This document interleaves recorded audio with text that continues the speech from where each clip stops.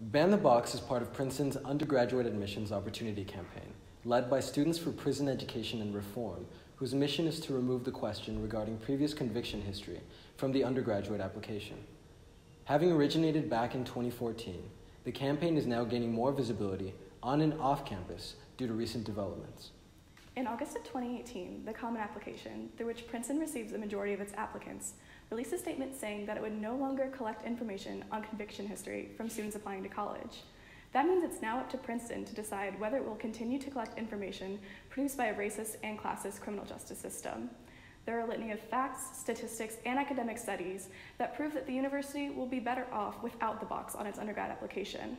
But ban the box really boils down to two main arguments. Firstly, the box introduces what we call the deterrent effect, where applicants who have been previously convicted are deterred from completing the application simply due to the presence of the box. Secondly, the box collects information based on an unjust criminal justice system, which disproportionately affects and targets low-income, Black, and brown communities. We then arrive at this question: how can Princeton be the proponent of cultural and racial diversity that it claims to be with the box, both implicitly and explicitly disenfranchising prospective fly students and students of color?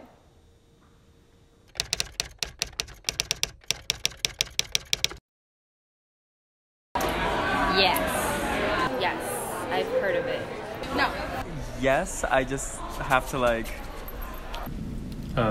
Yes. I am not. A little bit. Not okay, yeah. I am. I'm trying to remember all the details about it. No. I'm not familiar. I'm not either.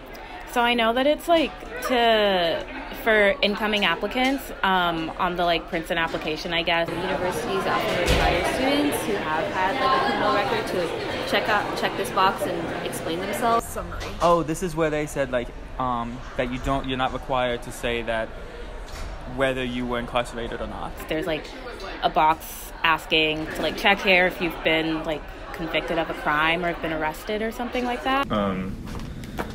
I know they're trying to remove the box in the questionnaire when you apply for jobs or college, whether or not you have a criminal background. I don't think it's fair to judge somebody based on their conviction history for how well they're going to be doing in school. I really disagree with states disenfranchising people after they've committed crimes. So in a similar vein, I feel for nonviolent crimes especially, it should not affect a student's ability to get into a school. I think just naturally knowing that the criminal justice system is just a racist system that is not fair at all, I guess, then that question itself cannot be fair if the criminal justice system is not fair itself. If you look at the incarceration rates in the States, a lot of them are very much skewed towards minorities. I understand why they do ask it, but I think it should only be included if it's an actual serious crime. The fact that it's there, right, suggests that that's a valuable piece of information for schools to judge someone, whether that's their moral character or whatever. Well, given that most applicants are just kids who are 17, 18, and even if they aren't, I feel everyone deserves a right to a fair application, and I feel that box just it's not even even if the university doesn't look at it, doesn't really care about it nominally, it deters people from applying. To sort of say that you cannot attend an institution like this because of sort of these barriers that are already institutionally placed to block people, it makes it hard to sort of justify it being there. Though then again, you do want to avoid criminality. I think that at least in America, our use of what is a crime and our use of what qualifies as a crime that could be dangerous to others. I don't think it's that relevant to your academic performance, and just the way that criminal justice exists in the United States, the little I know about it, doesn't seem like it is related to anything that is actually real or threatening or dangerous to the university. I've heard a variety of viewpoints on this. I think the you want my opinion, or like, I think my opinion's also been formulated a lot by people. I think it is a fair question to ask because the university just wants more background on what type of students they have, but also there have been cases where students of low income or first generation have had histories of criminal activity or history with the police, but that doesn't necessarily mean that students of a higher economic status haven't as well. They've just been able to pay that off, and then thus it's not on the record anymore.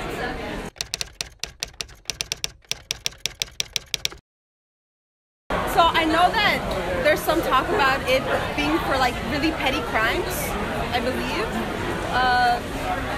Is it just like, it can range from like a really petty crime to like a really serious crime, right?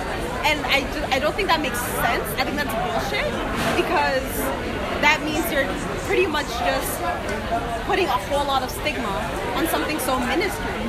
And that pretty much puts a sign or a label on a person that like really doesn't deserve it. Yeah, I think it depends where you live. Like certain places have more crime than others. I think it depends on the person's background, and if they do choose to apply, that question would definitely might be a deterrent or not. Yeah.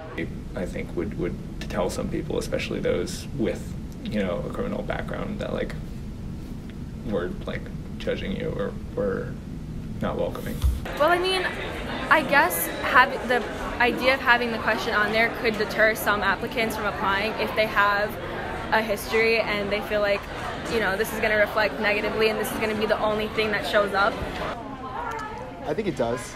Yeah. I mean, if you had a criminal history, yeah, and you see that box, like, oh, if I check this, they're going to know that I have this criminal history. Right. Yeah. It's definitely going to affect some people's decision to apply.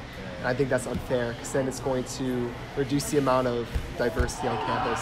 Because I think a certain population of people are going to not want to apply because they have to click that box. So yeah, I agree. Right, I feel like this probably disproportionately affects like poorer students and students of color. I mean, I feel like the reason why this discussion has only come to the forefront now is because we're starting to get applicants that actually have like experience with it and have to deal with it, because a lot of the times most people who apply to universities and get in are not people at all who are at all like familiar or have had personal experience with this issue.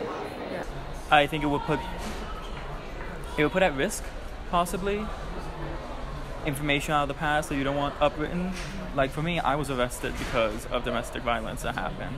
One of the arguments I got into with my family was because of the fact that my father was very abusive, and he was very anti-gay, he was very anti-intellectual as well, basically anti-everything that I stand for and am. And it ended in one altercation where I had to defend myself, and the police were involved, and I ended up in handcuffs. And that was eventually purged from my record, but then when the question came up in applications, I was always terrified, and I always leaned on the side like, I imagine it is purged. I hope it is purged because it was out of defense. But that alone was like a terrifying concept. And if there was another situation that was even out of the house, it didn't even have the opportunity to be removed from the record, that might have like altered my situation, altered my decision.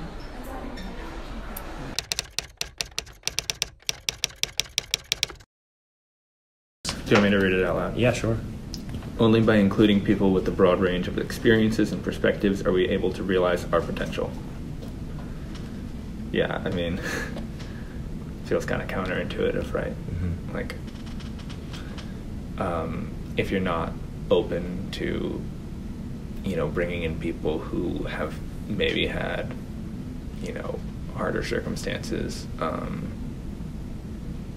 think you're missing out on a broad range of experiences and perspectives.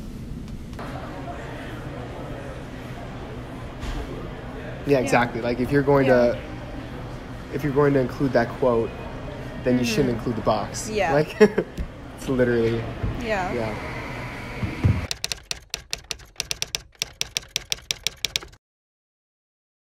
I do. Yes. Absolutely. Yeah. Yeah.